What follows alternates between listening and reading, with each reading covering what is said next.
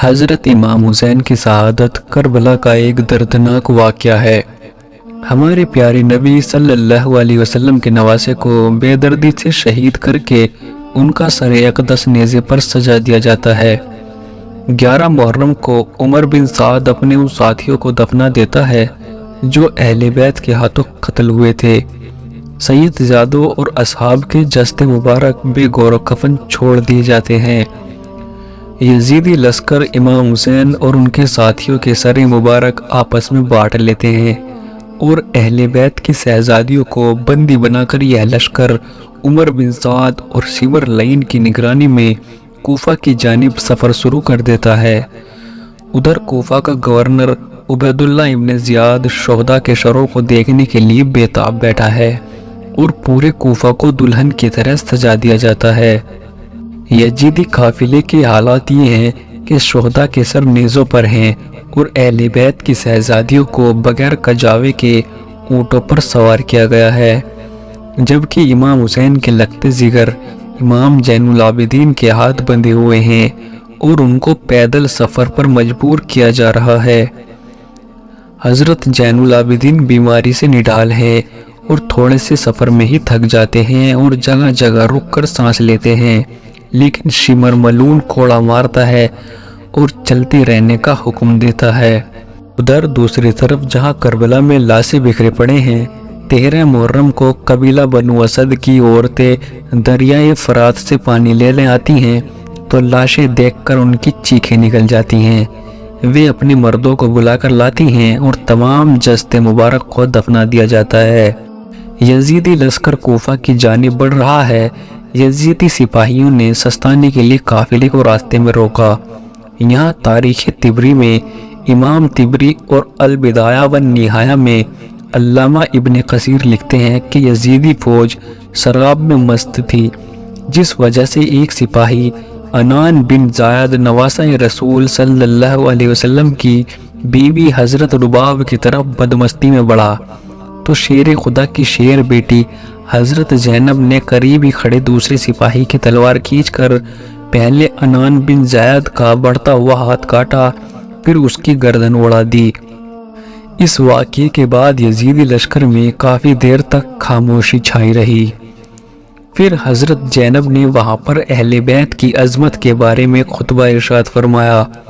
امام طبری روایت کرتے ہیں کہ ابن سعد نے ایک شخص کے ہاتھ امام حسین کا سر اقدس ابن زیاد کے دربار میں بھیجا۔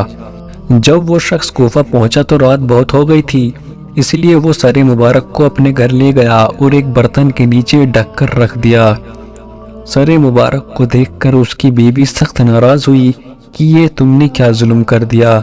وہ بیان کرتی ہے کہ خدا کی قسم میں نے دیکھا کہ ایک نور آسمان سے اس برتن پر ایک ستون کی مانند چمک رہا ہے، اور میں نے سفید پرندے دیکھے جو برتن کے ارد گرد منڈرا رہے تھے۔ چنانچہ 12 محرم کو تمام شہداؤں کے سر مبارک کو ابن زیاد کے دربار میں پیش کیا گیا۔ شیر خدا کی شیر بیٹی حضرت زینب اور ابن زیاد کے درمیان سخت گفتگو ہوئی۔ کوفہ کا درندہ صفت خونخوار حاکم عبید اللہ ابن زیاد، جس کی تلوار سے خون ٹپک رہا ہے، جو آل رسول کا خون بہا کر مست اور مغرور کامیابی کے نشے میں بالکل چور ہے، اس کے مقابلے میں امام زین العابدین ایسا سخت لہجہ اختیار کرتے ہیں کہ ابن زیاد آپ کے قتل کا حکم جاری کر دیتا ہے۔ چنانچہ اگر حضرت زینب ڈھال کی مانند آپ کے سامنے آ کر یہ نہ کہتی کہ میں اپنے جیتے جی ایسا ہرگز نہ ہونے دوں گی، اور ایک عورت کے قتل کا مسئلہ نہ ہوتا اور دربار شام میں پیش کرنا ضروری نہ ہوتا، تو یقیناً ابن زیاد امام زین العابدین کے پاک خون سے بھی اپنے ہاتھ رنگین کر لیتا۔ ابن زیاد نے شہداء کے سروں اور کربلا کے اس قیدی قافلے کو سمر لعین اور طارق کی نگرانی میں یزید کے دربار ملک شام کی طرف بھیجا۔ جب قافلہ کوفہ سے شام کی طرف روانہ ہوا تو اہل بیت سے ایسے ہی سلوک کیا گیا جس طرح جنگ میں بندی بنائے گئے قیدیوں سے کیا جاتا ہے۔ اندازہ کیجئے دوستو، کیسے بدبخت ہوں گے وہ لوگ جہاں سے قافلہ گزرا، لیکن وہ صرف خاموش تماشائی بنے رہے۔ امام زین العابدین سے ایک روایت میں ابن زیاد اور شمر کا قیدیوں سے برتاؤ ایسا تھا کہ حضرت امام حسین کے شہزادے کو ایک اونٹ پر اس حالت میں سوار کیا گیا کہ امام حسین کا سر نیزے پر اور قیدی عورتیں ان کے پیچھے۔ اگر امام کی آنکھوں سے آنسو جاری ہوتے تو وہ ان کے سر پر نیزے مارتے، یہاں تک کہ وہ اسی حالت میں ملک شام میں داخل ہوئے۔ شام کے شہر حلب میں ایک گرجا گھر کے قریب ایک قافلہ رکا تو جب اس گرجا گھر کے راہب نے دیکھا کہ قافلے کے ساتھ ایک شہید کا سر موجود ہے جس میں سے تازہ خون بہہ رہا ہے، تو اس نے قافلے سے پوچھا کہ آپ کون لوگ ہیں اور یہ سر مبارک کس کا ہے؟ یزیدی فوج نے کہا یہ یزید کی فوج ہے اور یہ سر حسین ابن علی کا ہے۔ راہب نے یہ سن کر کہا کہ تم صاف صاف کیوں نہیں کہتے کہ یہ سر تمہارے نبی کے نواسے کا ہے؟ یہ جواب سن کر سب خاموش ہو گئے۔ جب راہب نے دیکھا کہ یہ کسی معمولی انسان کا سر نہیں ہے تو اس نے شمر اور طارق کو بیش قیمتی سونے کے سکے دے کر کہا کہ آج رات یہیں پر رک جاؤ اور ایک رات کے لیے یہ سر مجھے دے دو۔ لالچی سپاہی فوراً تیار ہو گئے۔ راہب ساری رات امام حسین کے سر مبارک کی کرامات دیکھتا رہا اور صبح کلمہ پڑھ کر مسلمان ہو گیا۔ روایات کے مطابق ظلم سہتے سہتے یہ اہل بیت کا قافلہ پہلی سفر کو شام میں داخل ہوا۔ یزید کے حکم کے مطابق شہر کو ایسے ہی سجایا گیا تھا جیسے کسی جیتی ہوئی فوج کے کمانڈر کے استقبال کے لیے سجایا جاتا ہے۔ شہر میں داخل ہونے کے بعد اہل بیت کو جامع مسجد کے چبوترے پر بیٹھایا گیا۔ یزید کے حکم کے مطابق محل کو سجایا گیا اور تمام شہر کے بزرگوں کو محل میں بلوایا گیا۔ پھر حکم ہوا کہ کربلا کے قیدیوں کو لایا جائے۔ ایک سونے کی تستری میں امام حسین کے سر مبارک کو یزید کے سامنے پیش کیا گیا۔ یزید نے اپنے ہاتھ میں موجود چھڑی سے نواسہ رسول کے ہونٹوں اور دانتوں کی بے حرمتی کی۔ دربار میں موجود مروان بن حکم کے بھائی یحییٰ بن حکم اور صحابی رسول ابو برزہ اسلمی نے جب یزید کی ان حرکتوں پر اعتراض کیا تو یزید نے ان دونوں کو دربار سے نکال دیا۔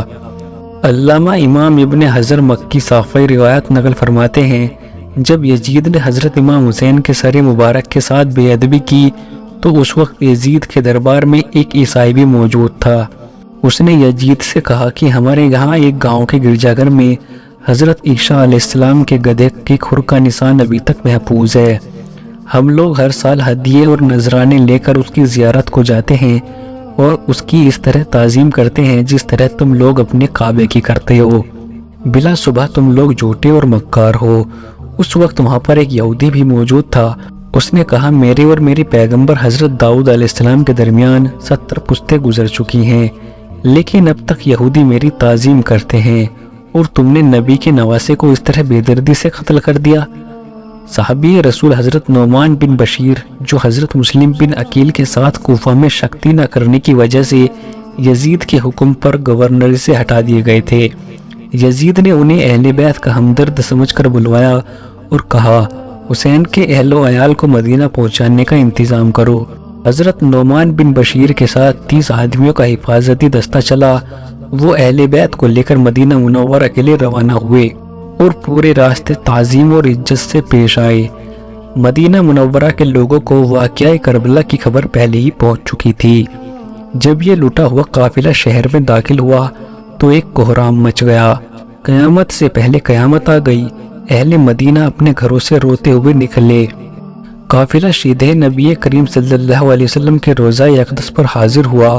حضرت امام زین العابدین کی نظر جیسے ہی نبی کی قبر پر پڑی تو آپ بے اختیار رو پڑے اور صرف اتنا ہی کہہ سکے یا رسول اللہ اپنے نواسے کا سلام قبول فرمائیے۔ بس اس کے بعد مدینہ میں نہ تھمنے والا آنسوؤں کا سیلاب آ گیا۔